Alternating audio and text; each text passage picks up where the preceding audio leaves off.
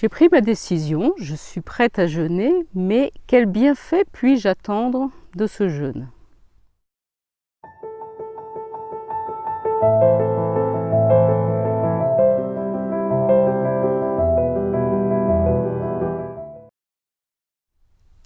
Bonjour, je suis Nicole Magui, médecin holistique. J'accompagne toutes les personnes qui en ont assez de subir leur maladie et leur vie et qui souhaitent redevenir acteurs de leur santé.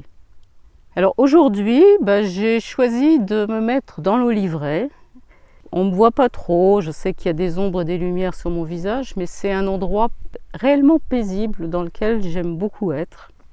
Et on va se poser la question: quel bienfait je peux attendre du jeûne? Alors quand mes patients me posent cette question, je leur fais toujours à peu près la même réponse. Vous allez remonter en santé et en vitalité. Si on fait bien cette expérience, si vous la préparez bien, si vous faites vraiment un programme de descente alimentaire de qualité, avec beaucoup de fruits et de légumes, beaucoup de graines germées, d'aliments qui vont recharger en vitalité, assurément, vous allez en tirer des bénéfices et vous allez remonter en santé et en vitalité. À une condition, et elle est fondamentale, c'est que vous repartiez, après avoir fait votre phase d'abstinence alimentaire, avec une remontée alimentaire de grande qualité. Et ça, c'est vraiment, mais c'est pour moi, c'est peut-être le temps fondamental pour la réussite d'un jeûne. Pour le confort du jeûne, et déjà pour améliorer un peu ses bienfaits, il est très important de se préparer.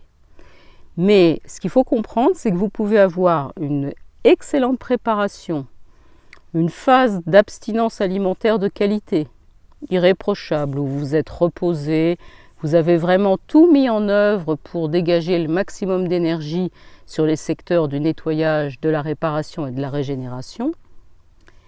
Mais vous sortez du jeûne, vous êtes content d'avoir réussi ça, vous l'avez fait, vous êtes fier de vous, et vous allez fêter ça avec des copains, vous buvez de l'alcool, vous mangez de la viande, du fromage, des céréales raffinées, eh bien, vous allez vraiment, vous risquez de se sentir passer, sauf si vous avez une vitalité d'excellente qualité, votre organisme va encaisser et ça ne va pas lui poser beaucoup de problèmes, mais surtout, vous n'êtes pas entré dans ce processus de transformation de votre vie.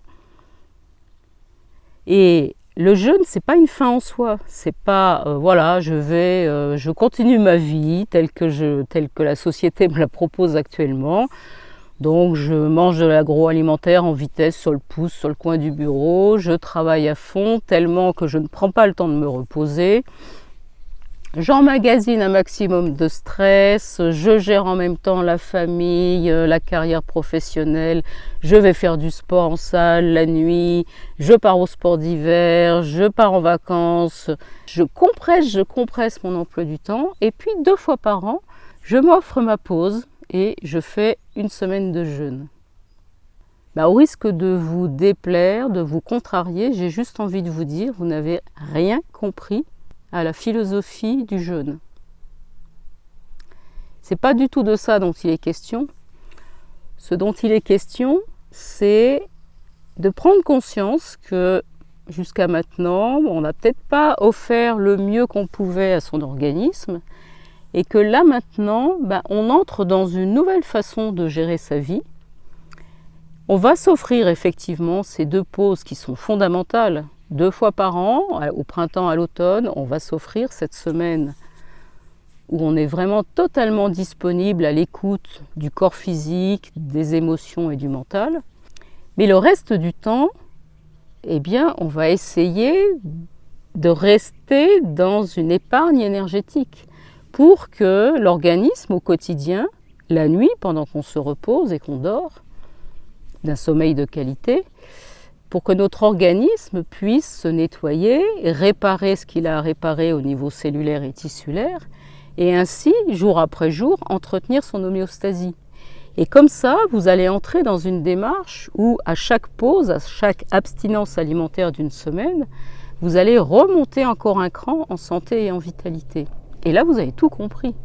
Et vous vous retrouvez avec des vibrations de plus en plus élevées, avec une joie de vivre et une envie de communiquer, de communier avec les vivants autour de vous et de contribuer à ce monde.